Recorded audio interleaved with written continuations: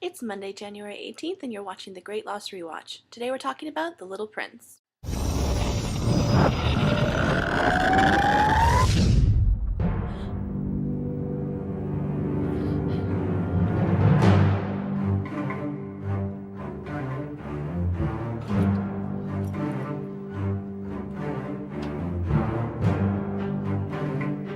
Or Le Petit Dauphin, if you speak French, which people do at the end of this episode. This episode starts off once again on the searcher. Kate tells Jack that she wants Aaron. She wants him with her. Jack says, "I need to know if you're with me." And Kate says, "I have always been with you." Kate is still with Sun at the hotel, and she's leaving Aaron there so she can go off and take care of business. And then after she leaves, Sun gets a package, and it looks like a box of chocolates, but in fact it is a gun. Kate goes to meet with a lawyer who's demanding blood samples from her and Aaron, and she says, "I will give you the blood samples, but first I want to talk to your client face to face," and the lawyer says there's no way my client is going to go for that. Jack gets in trouble with the hospital for bringing Saeed in as a patient. He gets a phone call from Hurley, who's totally fine but in jail, and this guy who we think is an orderly comes into Saeed's room, but then he pulls out another tranquilizer gun. But Saeed, in true Saeed awesomeness, totally takes him out, and he gets an address from him, and it turns out that it's Kate's address. Jack calls Kate and meets her in front of the lawyer's office, and they trail the lawyer together to a hotel, and it turns out that the lawyer's client is Claire's mom. Jack goes to talk to Claire's mom saying, "We're sorry, but everything that we've done has been in the best interest of Aaron." Who's Aaron? Ben and Saeed are in a parking garage, and it turns out that Ben is the client of the lawyer who is harassing Kate. And on top of that, the lawyer has managed to get Hurley out of jail, or soon to be out of jail. Kate, you can really tell throughout this episode being with Jack, has really kind of come to appreciate his presence again and start to trust him again. That will be dashed really shortly. Benjamin Linus shows up, and Jack says, "He's with me," and Kate is just like that look that she gives Jack, like, "Are you serious?" And Kate realizes that Ben is the one trying to take Aaron away from her. Why don't you leave me and my son alone? Because he's not your son, Kate. We soon discover that Sun is also at Marina 23, and she's brought something with her.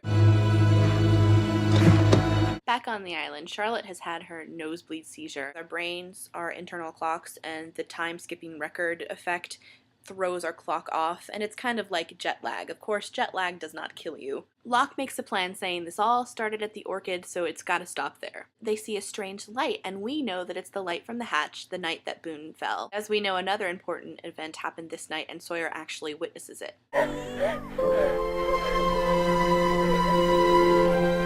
This is a good example to explain kind of the time traveling theory. It seems to be two major groups. There's the group that believes that these people have gone back in time and they are changing things, i.e. this is the first time that Sawyer was present when Aaron was born. And the other theory is that you can't change what happened, so this is always what has happened, i.e. when we watch this scene in season 1, Sawyer was in the background, we just didn't know it. Miles' nose starts to bleed, and he alerts Dan to this, and he says, "Why is my nose bleeding?" Dan says that his guess is the amount of time that you spent on the island and exposure to it. They make it back to the camp, and luckily it's there. They find these other boats, and there is a bottle of water for Ajira Airways. They steal one of the boats so they can get to the Orchid quicker, but then the other boat of people that we don't know yet come and shoot at them. Luckily, we have another time jump, but it lands them right into the middle of a thunderstorm. Sawyer tells Juliet that he saw Kate, but he didn't do anything about it because what's done is done, and it's a really kind of sweet, kind of starting up the relationship between the two of them, and just a happy,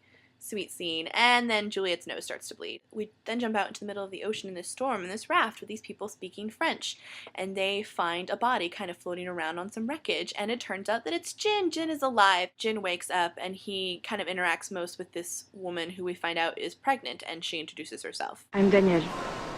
Danielle Rousseau. I know a lot of us felt gypped when Rousseau died in season 4 because we were all expecting her to have a flashback. We were told for years that we would get her flashback. But then at Comic-Con that summer, Damon and Carlton said that you won't get her flashback, but you'll see her story. And I was wondering how they were going to do that. They were going to do that by having, time travel. Duh. And that's where we're going to leave it today, with a young Rousseau. Liz, you're talking about This Place's Death tomorrow. A happy, happy title.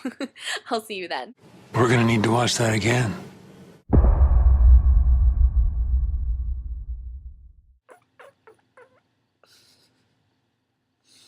I'm very weird.